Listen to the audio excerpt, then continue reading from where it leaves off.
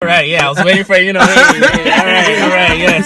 Shit. Oh, car's dead. Oh no. Are you serious?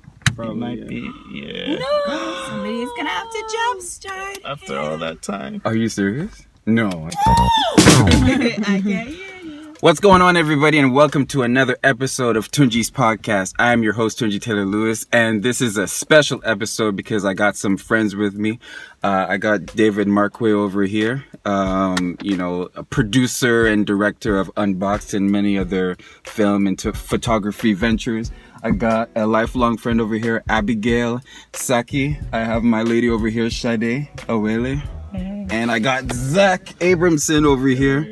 We're all out here in Delta celebrating a friend of ours, Tigis. Her graduation was recently happened, and so we're out here in Delta celebrating her. Congratulations to Tigis. Woo!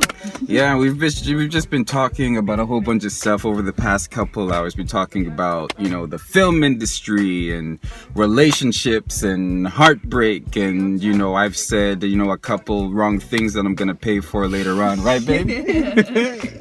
Right. So she just stays quiet. She just stays over there quietly smiling. And I apologize for those of you who are watching this on Instagram, Facebook, or YouTube. We don't have a very high tech video system over here. So if you guys want to get in the video, just pop your faces in or something like that. But yeah, what do we want to talk? The reason why I wanted to start it with David, and then we ended up all getting on here, was because David had something on his Instagram story that really resonated with me personally, which was you had an email from an influencer, from an Instagram influencer. Oh yeah, I shared. Yeah. Go ahead, tell us about that.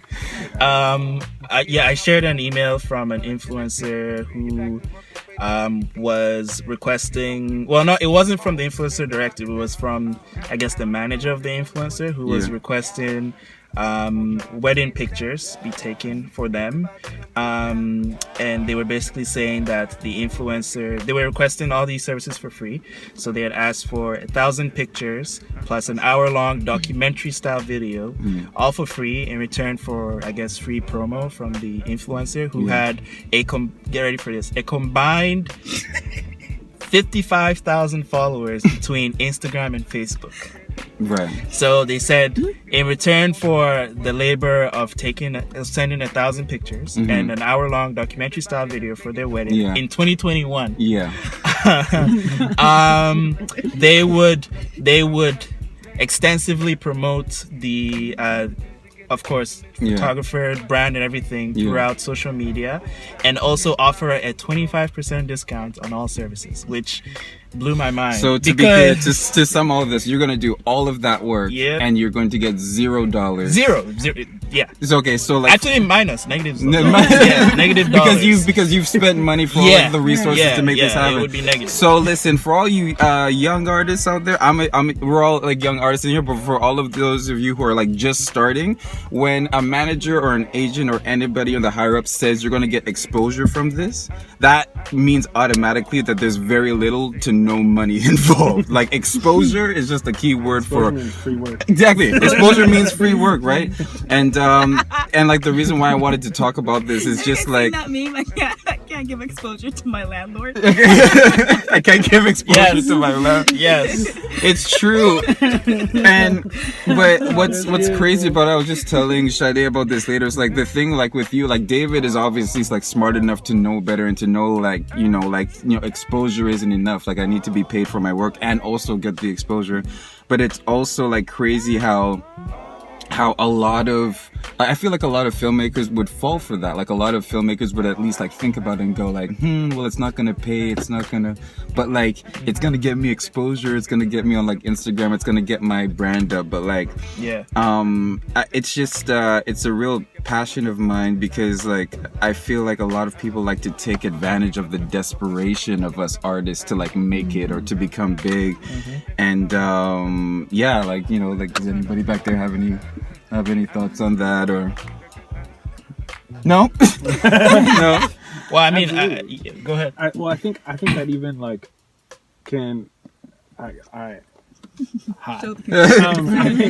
think that can actually water down the like artistry. And a good friend of mine also works, like, does similar stuff that David does. And like when somebody asks him to do a music video and they're asking like way less than his normal rate, like the crazy thing is they will find somebody who's desperate enough, you know, and then actually ends up like, I guarantee you that video is going to be 2% the quality of somebody that would actually charge their proper rate, you know? And it's going to be by somebody who literally is probably learning or doesn't even know how to do it, but just like their parents gave them a camera and they're like, oh yeah, I'm a videographer. Instead of like somebody like David who's put the work and the time in and the money to invest in himself as a creative. And it's the same thing where like they're actually like watering down the pool of creatives because they're creating this system where clients expect to get a certain product for a certain price. It's way lower than the actual standard should be. And with the amount of time and money and the amount of like and the quality product that someone gets when they actually pay for quality, then they're like, you're creating this like constant system where all of a sudden people aren't able to pay their bills because they have to charge way less for a better quality product because people have created it, like washed it basically of quality, of branding, of like actual creativity. I mean, a hard lesson I had to learn was how much to charge for my work. Like I started out charging $20 for a shoot. And I was like, oh, I don't know, $20, that's a lot of money. Meanwhile, you put in like 200 hours. Actually, what's crazy because like I had to have people sit me down and tell me like, you're charging way. I had clients like I would do a whole shoot for them, and after they'd be like, you're charging too little. And I'm like, well, you enjoyed the little I was charging. So I tell new photographers like when they're coming in like, charge high. Either charge high or don't charge at all.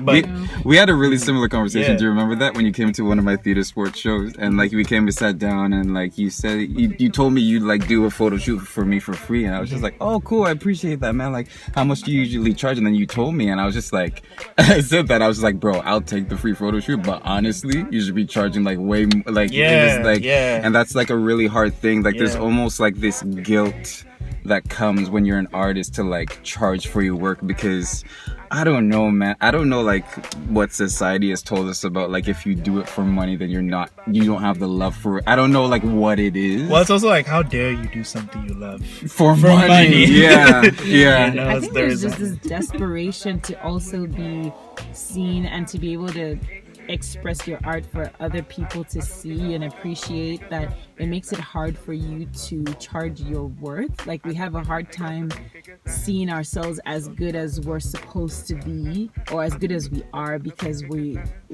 fear that if we put ourselves on this pedestal then other people wouldn't appreciate that and wouldn't, like, if we say, oh, we're going to charge very high for something, then people are not going to agree to do things with us. Because we feel like, oh, now we've set ourselves at this high standard. Because I know I definitely struggle with that. Like every time someone asks me, okay, I want to put you out for a gig, what are you going to charge for this music thing? And for me, it's like, okay, well, at least I'm getting to like express myself. I'm getting to showcase my gifts. So like, whatever the amount, I don't care. But then at the end of the day, it's like, well, what about the hours that you're putting in? What about the rehearsal time? What about all these different things? Like we just have a hard time, I think, showing our worth, because we just want to be there. We just want to be in the space, express. So what you're saying is like a lot of artists won't put out there like how much they're worth or how much they want to get in return for their art because they have a fear that they're going to miss out on opportunities. There's that fear. That's a big one for like artists too. It's just like you're kind of like figuring out like which platforms are actually like worth it to like put your energy and your time into, and like which opportunities just kind of have built up a brand or a perception of like we're the thing that's going to get you to the next. Like Abigail, I'm sure like this world really well. Like actors, a lot of us will pay a whole lot of money for classes for these teachers that are quote unquote experts, but then you look at the people who have come through the program and they haven't necessarily gone on to do anything significant, but for whatever reason they have this perception of this is the master class for for acting, right? Like that's a thing that we deal with quite often. Yeah, I was gonna say as well, like one of my friends really wants to be a photographer and he's really good, but he it's less about the fear thing and more about there's so many people that are photographers now, like I want to charge less so that I can build a clientele. But I'm like, okay, but then once you build the clientele and you start raising your prices, then you're in trouble. So anyway, it's just like go big or go home. If you want to build it, that's what, just don't charge. Then if that's what it is, don't charge, build your portfolio and then start charging a lot, because that's the real challenge. It's like, how do you build leverage when you don't have it yet? Right. Because really, like as a freelancer, like that's all it is. It's building your own leverage and also setting your value. And if you don't have anything to grasp onto, like you can take good pictures, or you can be a really good actor, but then if you're in a space where like there are a lot of other people who kind of do what you're doing, then the clients will be like, I can go to this other person, you know, and compare you with them. So you just have to stick to what you believe you're worth and stick to it. Even if you lose out on people, it'll save you so much more time and effort and tears, you know, that you don't have to deal with this client that you're charging too little for, who is going to make you do a lot more work than a client who you're charging your value for, who will be more respectful of your labor. So. And you don't want to deal with the resentment as well from taking something that's gonna, you know, you're gonna spend so much time doing this thing, barely breaking even, putting in all that effort, and then in the end it's like you don't even have any profit or money to show for it. After putting in all that work, you know, it doesn't leave you in a happy state as well. So it's like, why put yourself through all of that when you could just, you know, set your standard from the beginning? But it takes a while. I definitely agree. Like, I think the best approach is doing things for free first. It's better to do it for free than to charge less than what you're worth. Like, do it for free, build that portfolio, and then kind of use that to determine, okay, this is what I should be charging, and then go from there. But, I guess easier said than done. That's actually a good question. Like you brought up, you said the thing about tears, like the frustration bring you to tears, and it brought me back to a moment that I had where I was doing some social media promo for an event for Van City Original, like the clothing store, for a pop-up shop event that they were having. And I emailed them. They said, yeah, like, we love it, man. We'll bring you in and all this stuff, blah, blah, blah. And I think I just assumed that it was going to be a paid opportunity just because, like, they're an actual company. Yeah. I didn't, like, check to see first, like, what the pay would be and all this stuff, blah, blah, blah. And so I kind of, like, went far into, you know, like, the talking back and forth place of it. And then I asked them, okay, so like, you know, is there going to be a salary involved? Not a salary, but like, is there going to be pay involved? And guy just went, oh man, you know, like, we don't really have anything in the budget right now to pay you. So we'll just, like, you know, compensate you with some free merch or something like that. And that was and like, the context of this is like, this has been like a long process of me trying to like grind. Hey, we get some extra lighting from this car in front of us right here. Thank you. But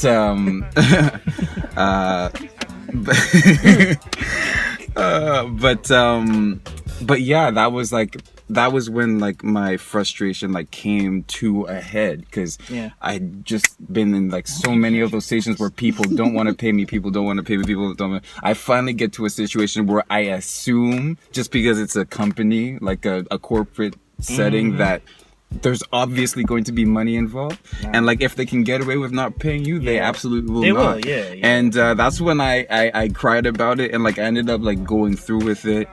I don't regret doing it because I ended up bringing like real results for them that I could like put on my resume, and ended up getting me like, you know, the opportunities that I currently do have.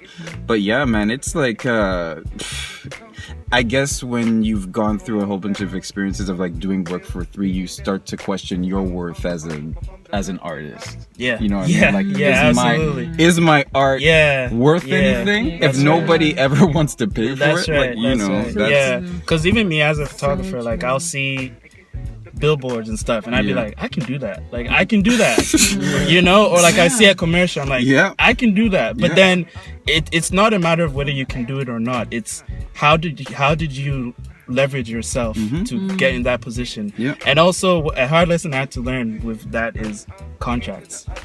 Get contracts. Get a contract. And figure out the pay.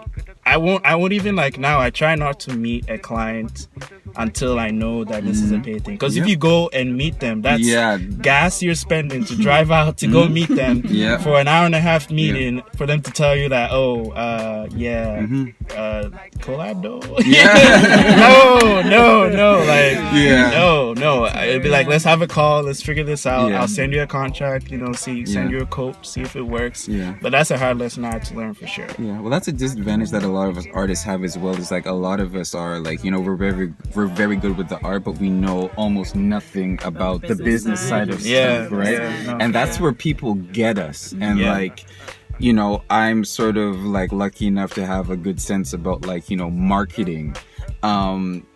But even in like having a knowledge of marketing and like getting my stuff out on Instagram, like a lot of like actors are under the impression of like, well, if you're true to the craft and if you know, like are the best actor you can be, then the opportunities will come to you and all this stuff. But it's just like, no, you gotta like be good, obviously, but also you gotta do it in places where people are actually going to see you.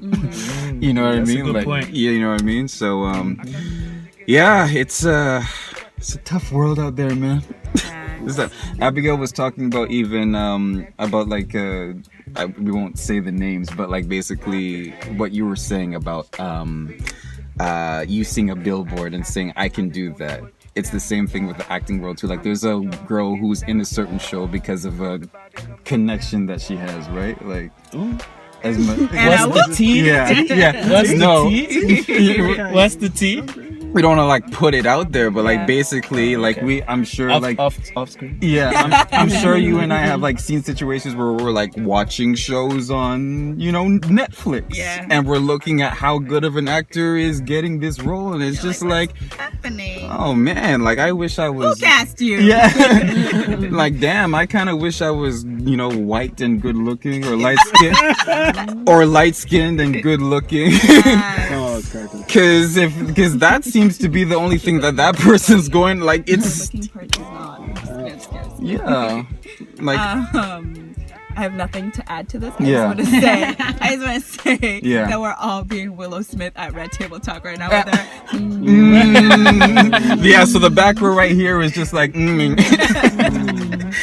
But the back row is also wondering when we're gonna need some oxygen. Okay, so for the back row, for anybody in the back row, low-key thinking about the oxygen. Say louder for the people in the back. I cracked the window. But so for the people in the back row, anybody can answer this. Like what, like I guess talk about like the emotions of going through knowing your skill level is at a certain level, and seeing somebody who has a greater opportunity than you do. Not having the same skill as you, like how do you guys process that? That pisses me off, bro. It does piss me off, but like earlier you mentioned my podcast with Nisha, and one of the things that I take a lot of things into consideration when I don't book a role, and she named the podcast they might cast a white dad. There was a show that I auditioned for, and the part was for twins, and then I walked out of my audition knowing that I killed it, but I looked at all the guys out there and I'm like, oh, y'all are all white, like who's gonna play my twin? I'm black. So I always take into consideration, like, maybe the guy that they cast to play the dad was white, so I can't play it now. It's not because I sucked, there's other circumstances. Or maybe the guy that was gonna play the lead is 5'2" and I'm 5'4", and they can't put him on an apple box the whole time. They need someone who's shorter than him or whatever. So like I comfort myself in that way, where I'm just like, you know what, my time will come. For sure. 100%. I think like another thing that I have to constantly remind myself of, and then it's like it sometimes it doesn't feel true, but like the truth is, like, there's actually always a seat at the table, and like what I have to say and what I have to like pour out into the world is actually never going to be heard if I don't do it. And and the crazy thing is that the same with the person who, you know, booked the role or got the gig or released the album or whatever it is, or got that connection. Like, they also have something to say, and it's never going to be heard if they don't say it. Yeah. And like I said, it pisses me off. But my next thought is like, hey, there's a seat for me here, and like, it doesn't matter what like somebody else is doing. It doesn't matter where somebody else is going or like what they're achieving, because that's actually their thing to do. That's actually their plan. That's their destiny. That's their goal. That's their in The Alchemist, he talks about your personal legend. You know, like that's their story, right? And it's not mine. I like that. But like so often I am like, that's maybe what I could do, you know, or like that's what my dreams look like to me when I'm thinking about them, or like being visionary. I'm like, that's what, you know, like I could do that. But then I'm also like, but am I supposed to? Right. You know? Is that actually what I'm supposed to do? Is that actually my call? Is that actually my dream, my personal legend? Or am I just like jealous because someone else's time has come and mine hasn't yet? Right. Or jealous because like somebody had an opportunity that I've thought about and hoped for, and yet 20 years down the road I'll be like, huh? Like, this wasn't important at all. Like, yeah, I yeah, actually would exactly. have been selling myself short. Yeah, exactly. If I would have fought for that. Yeah. You know, and I think that perspective and that like constant reminder of like it's my privilege as an artist to say what I have to say and do what I have to do, and like there will be room made for me, because you know, like that's my destiny. I can't run from it. Yeah, it's so true. Yeah, babe, I know you've been through a couple experiences of seeing, you know, a couple headliners that, you know, didn't elicit the same response as you had in your opening spot. Like, how did you get through that or process that? I mean, sometimes it's tough. Like, sometimes it's not as easy. It's like mentally, you know that there is space for you and there is room for you, and your time to shine will come. And sometimes it's in the moment. It's not as easy to just accept that when you see like, oh, like I could, you know, not to be cocky, I'm way better than this person, or I feel more talented than this person. But it's like, sometimes it's not just about talent. It's like, you know, I mean, we're all faith people, so it's like I believe like you know, sometimes God is just working things out for a certain season that you might not be ready for, that certain things haven't fallen into place for. Like, it's just so many parts that, you know, could be playing, and so it's like just learning to be at peace with what happens, learning to be at peace at whatever stage you're at with your art, and just appreciating it for what it is. So like, that's definitely something that I'm learning, but it's been the hard way. It's been like the reverse, rather than just seeing it for what it is and being happy and being like, you know what, it's growing, I appreciate the process. It's been more of like going through the downside of feeling like, I'm not good enough, and then now seeing it more for like, oh, I'm actually doing a good job. It's just, it takes a while. You know, it might not be as like explosive as I would love it to be, but it's growing. Like, I'm now learning to appreciate the incremental stages, if that makes sense. Yeah, and I guess just to close it out, like for me personally, I kind of had an experience with that, with watching a lot of like YouTubers and social media influencers, and at the time, like, I was purely a stage performer. I wasn't doing a lot of stuff online. But then I realized in watching a lot of, you know, YouTubers or like Instagram influencers, you put them on stage and they have no idea what to do. Yeah. So I realized like, oh, okay, I have an advantage right there. Like, I'm, you know, for like traditionally speaking, a better performer than a lot of these people. But I also knew in the back of my head, I'm like, okay, it's cool that you believe that, but at the end of the day, these people like have more exposure. Like, a lot more people know who they have a career in front of them because they did, you know, entertaining stuff on the relevant platform. So that's when I was just like, okay, this is something that I need to take more seriously. So yeah, man, it's something that we all, you know, go through. And you know, no matter like what kind of artist we are, it's always tough to to know your worth and to be patient and all that good stuff. But remember, there was always what's that thing? There's always no matter how many bottles of water there are out there. There's still different brands. How does it go? That's what Yvonne Orji said. She said something to the effect of like, there's so many brands of water out there, and they're all water, but like they all, they're all successful companies. So there's room for everybody. Not everybody's gonna get the same spot at the table in the same spaces, but there's room and there's a niche and there's a relevant space for everybody. So chairs, with the chairs that came with the table. And I think my closing thought too is like, don't wait for I think it's like you kind of get caught up, especially with the social media era, and like trying to do things which you think will get attention, or like do things for people to see you or like follow you.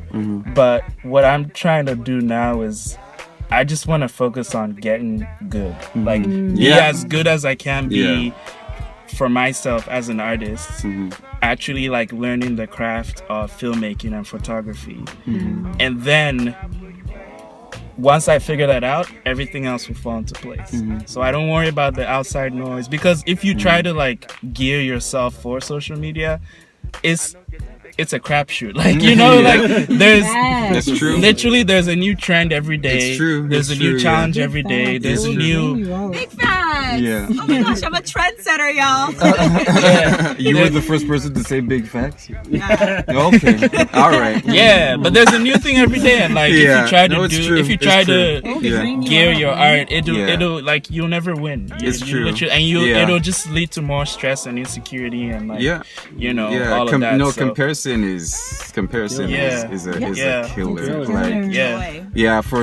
Like when it comes to like social media, like when people like ask me like I'm thinking about doing this, I'm thinking about that, I'm just like just start recording and post it, and like don't even like look at the views or the likes. Like literally don't look at it, because like you have to just get yourself in the habit of just like doing it consistently, because consistency is the key, and like volume of content is the key. So if you're like really worried about like the amount of likes or views you're gonna get, it's not.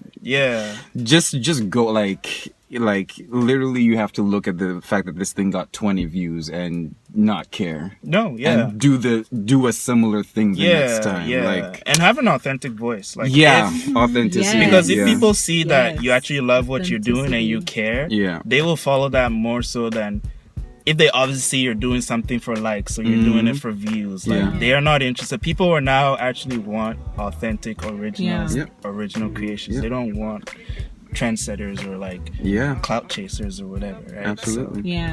Cool. Be yourself. All right, guys, I think we're gonna wrap it up there. Thank you guys so much for joining me today.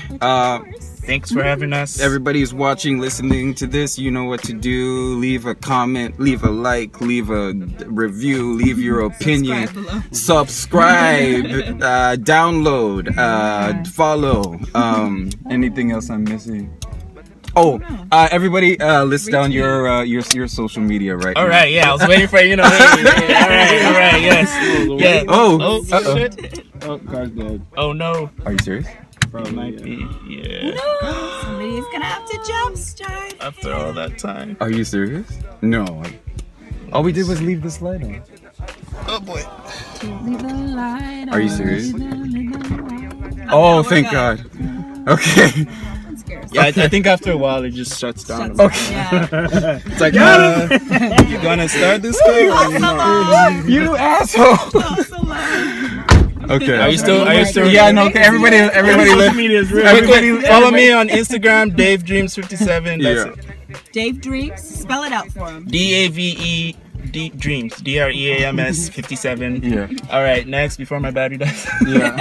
Who's next? Me. You. Sade Awele SADE _AWELE. Abby at the moment ABBYATTHEMOMENT. And all right, I'm at Father Abe on Instagram.